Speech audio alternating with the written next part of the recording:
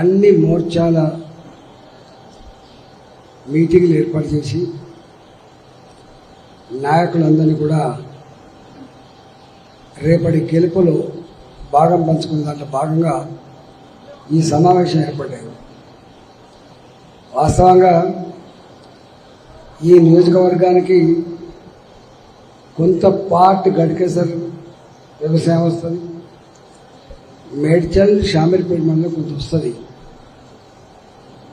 దాంతో పాటుగా మన కూరగాయలు అమ్మేటటువంటి రైతులు పెద్ద మొత్తంలో ఇక్కడ ఉంటారు, మార్కెట్ యార్డులు కూడా ఇక్కడ ఉన్నాయి. కాబట్టి ఉన్న కమిటీలందరినీ కూడా సంపూర్ణంగా వాళ్ళ సర్వీసెస్ని, వాళ్ళ అనుభవాన్ని, వాళ్ళ పరిచయాన్ని వాడుకోవాలని దాంట్లో భాగంగానే ఈ సమావేశం ఏర్పడినట్టుగా నేను భావిస్తా ఉన్నా. మీరు రేపటి ఈ పార్లమెంట్ ఎన్నికల్లో పార్టీని అందులో భాగంగా నన్ను గెలిపించడానికి ఇంత ఎర్రటి ఎండలో ఈ సమావేశానికి మీ అందరికీ పేరు పైన ధన్యవాదాలు తెలియజేస్తాను.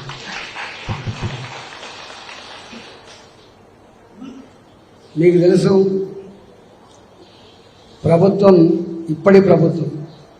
ఇక్కడి ప్రభుత్వం ఎన్ని హామీలు ఇచ్చిందో మీకు తెలుసు. మొత్తం రాష్ట్రంలో వాళ్ళకి అర్థమైపోయింది ఏంటంటే చదువుకున్న వాళ్ళ ఓట్లు వచ్చినట్టు లేవు, వాళ్ళు వ్యాపార వర్గాల ఓట్లు కూడా వచ్చినట్టు లేవు. ప్రతి నిత్యం సమాజంలో జరుగుతున్న పరిణామాన్ని అర్థం చేసుకునేటువంటి వ్యక్తులు ఓటేసినట్టు లేవు. మళ్ళీ ఏమైనా ఓట్లు పడితే పేదోళ్ళ ఓట్లు పడాలి, ఎందుకంటే దాలుబోలు చేయవచ్చు, మాయమాటలు చెప్పచ్చు అని ఒకటి. రైతులైతే మనం మోసం చేయలేము, రైతులకు ఇచ్చిన హామీ ఎన్నికల్లోపు అమలు చేయలేము. కాబట్టి అమలు చేస్తామని మళ్ళీ మాట ఇచ్చి ఆ మాట ఇస్తే నమ్ముతుంది. కాబట్టి దేవుడి మీద ఒట్టు పెట్టుకొని మరోసారి రైతులను మోసగించే ప్రయత్నం చేస్తున్నారు. ఇవాళ బస్తీలలో పేద ప్రజానికాన్ని మోసం చేసే ప్రయత్నం చేస్తున్నారు.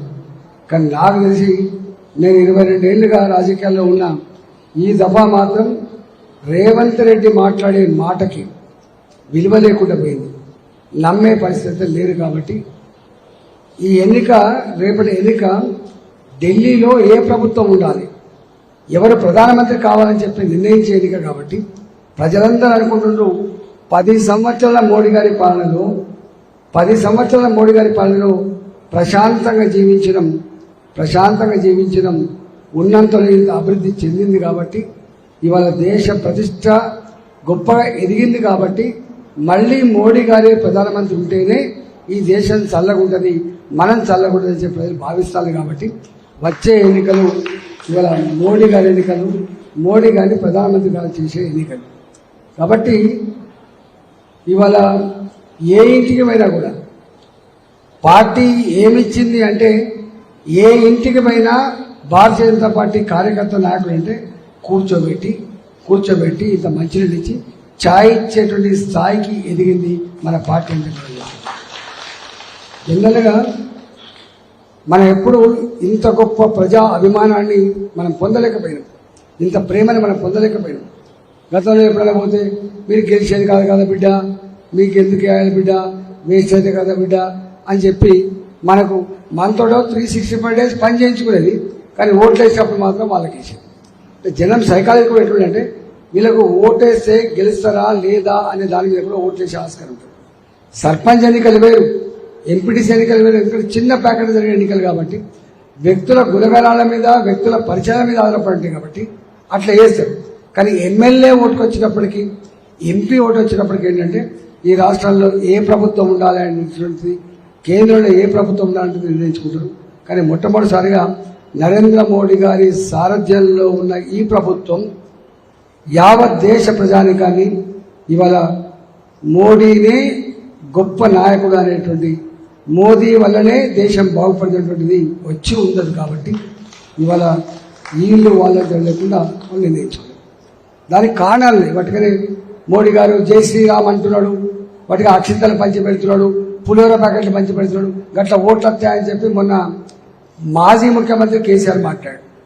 2019లో కూడా ఇదే అహంకారం మాట మాట్లాడి హిందూగాళ్ళు బొందుగాళ్ళు అని చెప్పి చేయి కాల్చుకున్నాడు.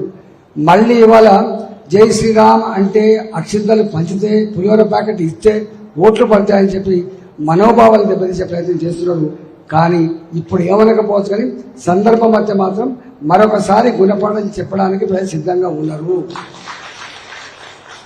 కాకపోతే ఏంటంటే మనకన్నా ముందే, ఈ మాట కన్నా ముందే ప్రజలే ఈసారి కేసీఆర్కి ఓటు వేయద్దనుకుంటారు. కారణం ఏంటంటే ఇక్కడనే అధికారం లేకపోయాయి, ఇక్కడ అన్న అధికారం ఉంటేనేమో కనీసం ఇక్కడ గెలిచిన ఎంపీలు మళ్ళీ ఢిల్లీలో ఈ రాష్ట్రం కోసం, రాష్ట్ర ప్రయోజనం కోసం కొట్లాడుతారు. కానీ ఇక్కడనే ఆయన ముఖ్యమంత్రి లేడు, ఆయన ప్రభుత్వం లేదు, కాబట్టి అక్కడ అక్కర్లేదు, అక్కడ ఏం చేసేది లేదు. కాబట్టి ఇవాళ ఆ పార్టీ ఇప్పటి ఎన్నికల్లో ఇర్రిలవెంట్ పార్టీ. కాబట్టి ఎవరు ఆలోచన చేస్తారు. రెండవది ఈ కాంగ్రెస్ పార్టీ. నేను ఇంతకుముందు చెప్పినట్టుగా మొన్ననే ఎన్ని హామీలు ఇచ్చిందో, వాస్తవంగా ప్రజలు హామీలను చూసి ఓట్లు వేయలే. హామీలను చూసి కానీ, రేవంత్ రెడ్డి గొప్పతనాన్ని చూసి కానీ, కాంగ్రెస్ పార్టీ చరిత్ర చూసి కానీ ఓట్లు వేయలే. కేసీఆర్ని ఓడగొట్టాలని చెప్పి నిర్ణయించుకున్నారు. కాబట్టి 10 ఏళ్లలో కేసీఆర్ చెప్పే మాటకు చేసే పనికి పొంతన లేదు. కాబట్టి ఇవాళ ఈయన వద్దనుకున్నారు. ఇలా కాంగ్రెస్ పార్టీకి ఓటేసింది. పట్నంలో ఉన్న వాళ్ళు లేకపోవచ్చు, కానీ పల్లెటూరులో మాత్రం వేసింది, కానీ గవర్నమెంట్ వచ్చింది. కానీ నేను అంటున్నా, ఇక్కడ మహిళలు అంటారు కాబట్టి అడుగుతున్నాను.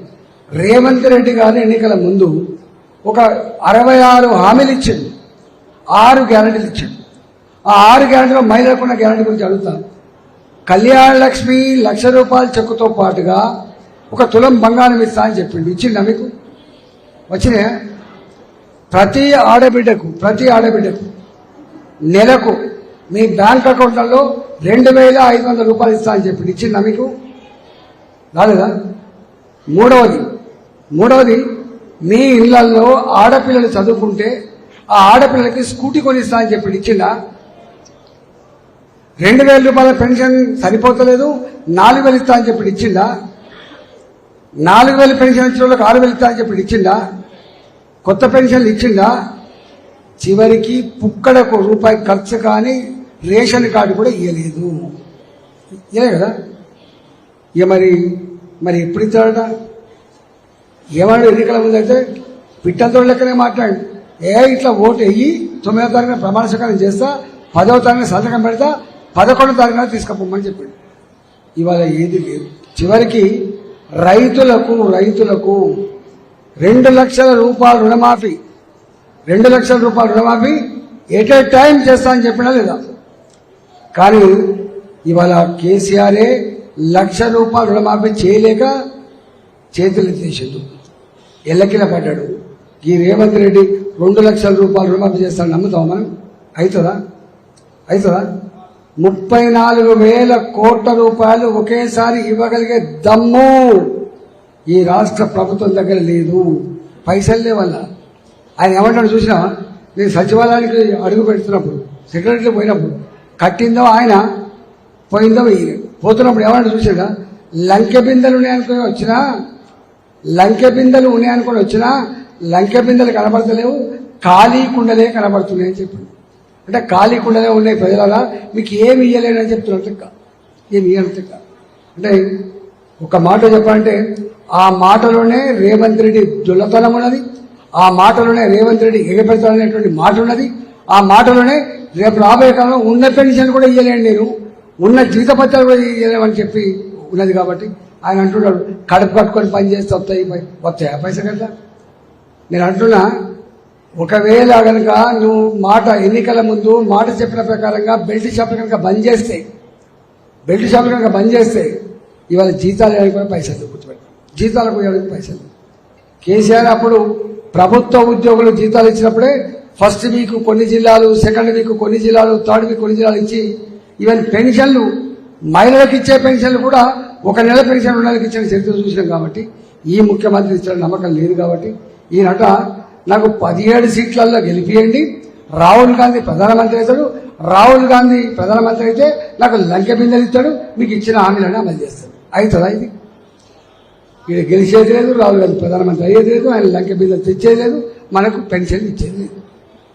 ఇది ఒక అబద్ధాల కోరు ప్రభుత్వం తప్ప ఇంకోటి కాదు. కాబట్టి ఇవాళ మళ్ళీ వచ్చేది మోడీ గారు. కాబట్టి 5 హామీలు. ఒకటి, ప్రభుత్వం ఇక్కడున్న ప్రభుత్వం కేంద్ర ప్రభుత్వం ఇచ్చిన ఇల్లు కట్టకుండా పేదలకు సొంత ఇంటి కళ నెరవేర్చకుండా పేదల బతుకుల్లో మట్టి కొట్టింది కాబట్టి ఈసారి మోడీ గారు అంటున్నారు నేరుగా పేదలకు ఇల్లు కట్టించే జిమ్మదారు మాది అంటున్నది కేంద్ర ప్రభుత్వం. ఆ పని రేపు మా చేతిలో పెట్టండి చెప్పాలి మనం.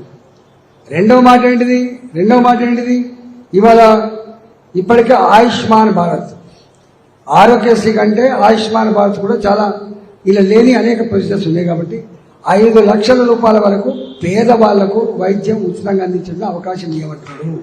2, 3 నీ ఆరోగ్యం బాగలేకపోతే కర్మకాలి చనిపోతే ఆరోగ్యం బాగలేక చనిపోతే 2 లక్షల రూపాయలు, యాక్సిడెంట్ చచ్చిపోతే 4 లక్షల రూపాయలు ఇన్సూరెన్స్ స్కీములు 2 అమలవుతున్నాయి. వాటిని రేపు పూర్తి స్థాయిలో మేమే కట్టి అమలు చేస్తామని చెప్పి హామీ ఇస్తున్నాము. 4వది ఇవాళ ఈ మల్కాగిరి పార్లమెంటు రోడ్లు కొత్త సిటీ చాలా ఎక్స్పాండ్ అవుతాడు. నిన్న చెంగిచర్ల పోతే రోడ్లు లేవు, డ్రైన్లు లేవు, తాగే నీళ్లు లేవు, అనేక రకాల బాధలు లేవు. కాబట్టి ఇవాళ కాంగ్రెస్ అని గెలిస్తే పోతారా మోడీ గారి దగ్గరికి? బీఆర్ఎస్ పార్టీని గెలిచి పోతారా? రేపు ఇక్కడ భారతీయ జనతా పార్టీ గెలిస్తేనే నాలంటోడు నేరుగా మోడీ గారి దగ్గర పోయి అయ్యా నాకు ఒక ఐటీ కార్డార్ ఇవ్వండి, నాకు ఒక బ్రహ్మాండమైనటువంటి ఇండస్ట్రీ ఇవ్వండి, నా పిల్లలకి ఉద్యోగాల కోసం నాకు ఇంత సిమెంట్ రోడ్డు ఇవ్వండి, నాకు ఇంత డబుల్ బెడ్రూమ్ ఇవ్వండి అని చెప్పి అడగగలిగినటువంటి శక్తి భారతీయ జనతా పార్టీ అనేటువంటి నాకే ఉంటుంది. కాబట్టి రేపు ఇప్పుడే అంటున్నారు మా బ్రదర్, వాళ్ళు అంటున్నారు అన్నా నేను 4 లక్షల మేడతో ఎత్తుతో పోనా, ఎక్కడ చూసినా నీ పేరు అంటున్నాడు. వాళ్ళు అంటున్న మాట ఇవాళ వేణుగోపాల్ సాబ్ అంటున్నాడు ఎక్కడ పోయినా ఇవాళ ఇక్కడ కాదు దేశమంతా కూడా ప్రజలందరూ భారతీయ జనతా పార్టీ ఓట్లనే సిద్ధంగా ఉన్నారు. కానీ చేసుకుంటూ బట్టి ఉంటుంది.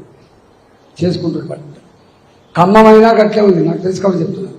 ఖమ్మమైనా గట్లే ఉంటుంది, చేవెళ్ళి అయినా గట్లే ఉంటుంది, నాగర్ కర్నూలు గట్లే ఉంటుంది, ఆదిలాబాద్ కూడా గట్లే ఉంటుంది. ప్రజల ఆలోచనలో ఏం మార్పు లేదు. ఇవాళ మోడీ గారి పనుల గురించి చెప్తే 1 గంట చెప్పిన రోజు కాబట్టి అవన్నీ మీకు తెలుసు. నేను రోజు ఏకరు పెడుతున్నాను కాబట్టి ఇవాళ మంచిగా ఉంది. మీరందరూ కలిసికట్టుగా అన్నదమ్ముల్లాగా కలిసిమెలిసి పనిచేసి మంచి మెజార్టీతో గెలిపించండి. ఈ నియోజకవర్గం గెలిస్తే 15 అసెంబ్లీ సీట్లు గెలిచేంత సమానం గుర్తుపెట్టుకో. 38 లక్షల ఓట్లు. మల్కాగిరి దేశంలోనే అత్యధిక ఓట్లు కలిగిన పార్లమెంటు స్థానం ఇది. ఇక్కడ గెలిస్తే రేపు 15 అసెంబ్లీ సీట్లు గెలిచినట్టుగా. ఇక్కడ మెజార్టీ వస్తే భారతీయ జనతా పార్టీ తెలంగాణ రాష్ట్రంలో ఇంకొక 5% ఓట్లు ఎక్కువ సంపాదించుకునే ఆస్కారం ఉంటుంది. కాబట్టి అంత స్ట్రాటజికల్, అంత ఉపయోగకరమైన నియోజకవర్గంలో మీరందరూ కూడా గొప్పగా పనిచేసి మంచి 10 రోజులదిగా 10 డేస్ ఉంది. ఇవాళ ఆ 10 రోజులలో ఎండ కొడుతుంది నిజమే, కానీ ఎండ మన కమిట్మెంట్కి అడ్డం రాదు. నేను 60 రోజులు తిరుగుతున్నా, 60 డేస్ అయితే తిరగబట్టి 60 రోజులు రోజు 2 గంటలకు రాత్రి 3 గంటలకు పడుకుంటాను, మళ్ళీ 5 గంటలకు లేస్తాను, మళ్ళీ పోతూనే ఉన్నాను. ఎందుకంటే ప్రజలు ఏం కోరుకుంటుంటే అయ్యో ఒక్కసారి రాకపోయా కదా బిడ్డ అంట. ఎంత ఉన్నప్పటికీ కూడా మా వాడకు వచ్చిండు, మమ్మల్ని ఓటు అడిగిండు అనేటువంటిది ఉండాలి. కాబట్టి ఒక నేను చేరుకొని చాలా ఉంటాయి కాబట్టి, నేను అడగని ఇల్లు లక్షలలో ఉంటాయి కాబట్టి ప్రతి ఇంటికి కరపత్రాన్ని తీసుకుపోయి, మన గుర్తులు తీసుకుపోయి, అభ్యర్థి పేరు తీసుకుపోయి పార్టీని గెలిపించాలని చెప్పి మనస్ఫూర్తి కోరుకుంటూ, నాకు ఇంకా 3 మీటింగ్లు ఉన్నాయి, దయచేసి అర్థం చేసుకొని చెప్పాలి మనం చేస్తూ సెలవుకున్నా. భారత్ మాతాకి కమలం పువ్వు గుర్తుకై.